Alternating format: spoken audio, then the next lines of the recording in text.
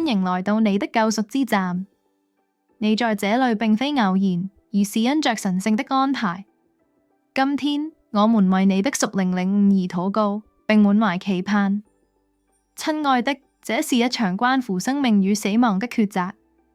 讓我們開始吧，一起聆聽神帶來的希望之音。聖經是神對你的聲音。你可以在詩篇119篇和提摩太後書3章中找到相關內容。約翰福音清楚地見證耶穌，他是創造主，是真神，是基督、彌賽亞，也是世界的救主。約翰福音1章，羅馬書8:15至28。馬太福音帶來了一個極好的消息，那坐在黑暗中的百姓看見了大光。耶穌就傳起道來，說：天國近了，你們應當悔改。馬太福音4:16至17。是的，神的國近了。耶穌正在呼召每一個人來領受他的恩典與憐憫。羅馬書第1章宣告：我不以基督的福音為恥，因為這福音本是神的大能，要拯救一切相信的人，先是猶太人，後是希臘人。親愛的，神的憤怒從天上顯明，臨到一切罪惡與不敬虔之人，因為他們在不義中壓制真理。神的一切可知之事，他早已向我們顯明。自從創造世界以來，神那看不見的事物，他永恆的大能和神性，都藉着他所造之物清晰可見，使人得以明白。所以，我們沒有藉口，因為當我們認識上帝時，我們並沒有把他當作上帝來榮耀他，也沒有感恩。我們以為自己很聰明，但我們卻變成傻子了。我們深深陷入罪孽之中，現在完全迷失了，迫切需要救贖。那麼，罪是什麼？請聽神的聲音回答：違背律法就是罪。你們知道主耶穌曾顯現，是要除掉我們的罪，在他並沒有罪。約翰1書3:4至5，我們若說自己無罪，便是自欺，真理不在我們心裡了。約翰1書1:8。親愛的，我們都違背了神的誡命，背逆了他的旨意，侍奉虛假的神明。我們在偶像崇拜中追逐邪惡的慾望，凡不能使我們與神建立正確關係的事物，都是偶像。我們放縱各種不道德的情慾，沉溺於淫穢、奸淫和通姦之中。馬太福音5:27至28。我們貪戀錢財，視財富為神，陷入貪婪的深淵。我們奔向罪惡的刺激，沉迷於邪惡之中，輕視聖潔，彼此仇恨，甚至殘害同類。我們被自己的罪所蒙蔽，以至於忽略了永生的神。然而，我們若認自己的罪，神是信實的，是公義的，必要赦免我們的罪，洗淨我們一切的不義。但若我們說自己沒有罪，便是把神當作說謊的，他的道就不在我們心裡了。約翰1書1:9至10。我們迫切需要神藉着基督的十字架所賜下的偉大救恩。他是神的羔羊，唯有他除去了世人的罪。這一個活生生的真理，必須成為你個人的經歷，否則你將使神的恩典在你生命中落空，你將因自己的罪孽而孤獨地滅亡。約翰福音1:29。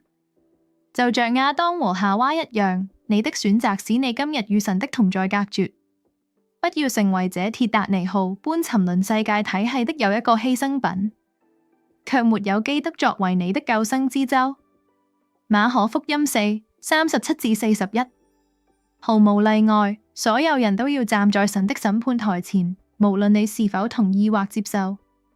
請聽聽希伯來書第9章中上帝的聲音。不要被迷惑，審判之日必定會臨到你。你要麼進入永恆的天堂，要麼落入永恆的火湖。請查閱啟示錄20章。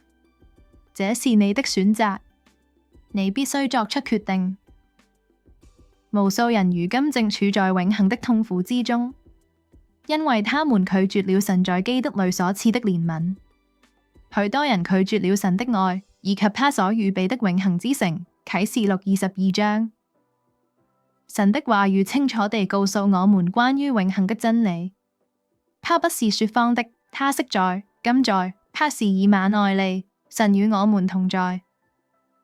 現在就向他伸出你的手。今天就是你能知道救贖的日子。哥林多後書6:2，唯有信靠基督，你才能得救，改變你的心思意念，離棄你的罪，撇下一切，單單歸向他。唯有為你的罪被釘十字架的基督，才能赦免並潔淨你，因為他是神的羔羊，唯有他除去了世人的罪。我們的天父此刻願意藉着基督赦免你一切的罪，這是神所賜下最偉大的禮物，也是唯一合法且替代性的贖罪祭。耶穌是神的獨一羔羊，唯有他能除去世人的罪。我們都是屬靈的罪人，我們違背了神的聖潔律法，得罪了他，因此我們必須願意承認、悔改並離棄自己的罪。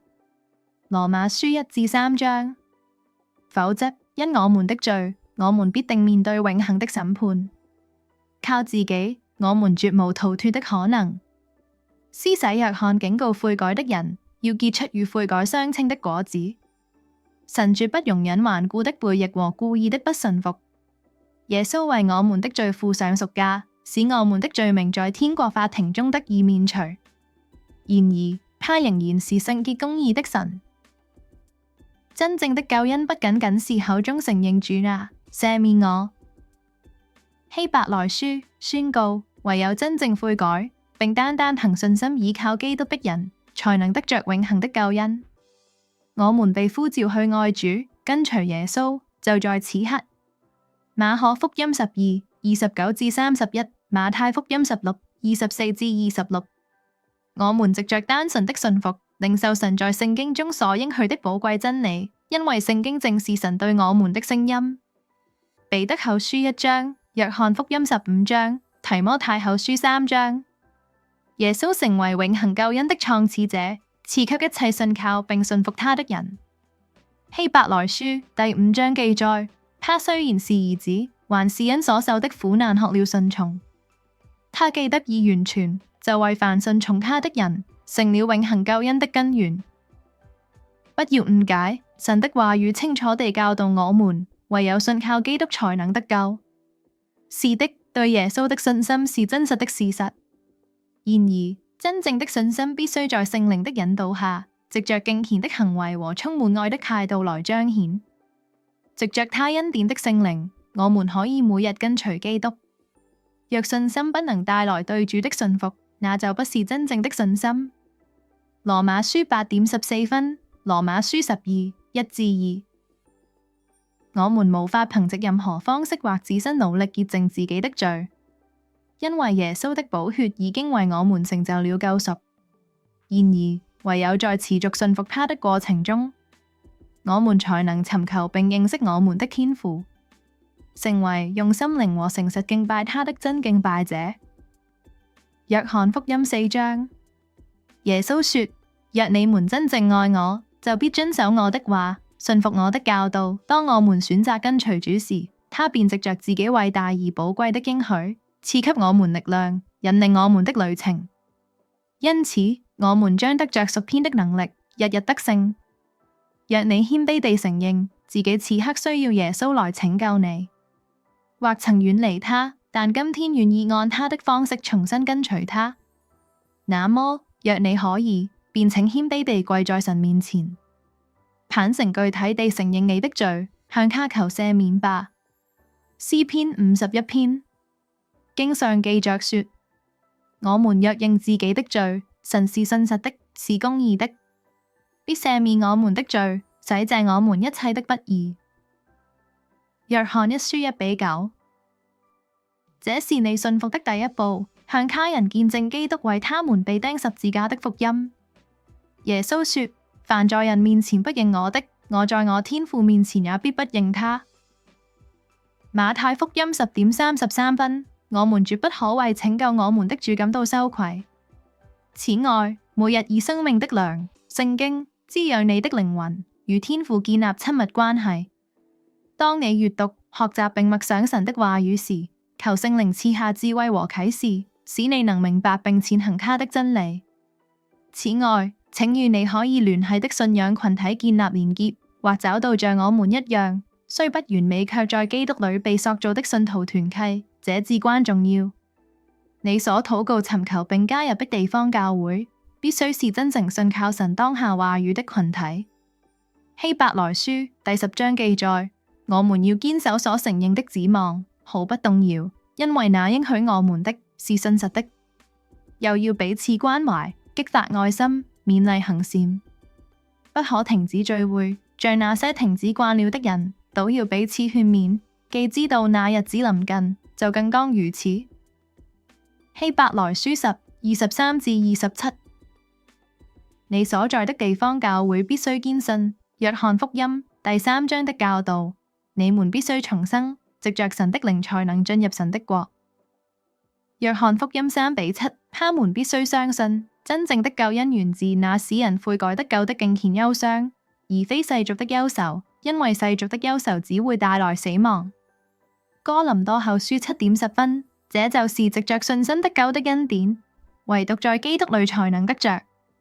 除了基督，別無他神，靠個人能力或努力，無法接近天父。約翰福音14:6，以弗所書2:8至9。你準備好從上帝的話語中探索下一步，了解上帝的旨意和你人生的道路了嗎？如果你的答案是肯定的，請訪問我們的網站，以了解在基督裏成長的要點。我們的網站是 hosannatcf.org， 或透過電子郵件聯絡我們 info@hosannatcf.org。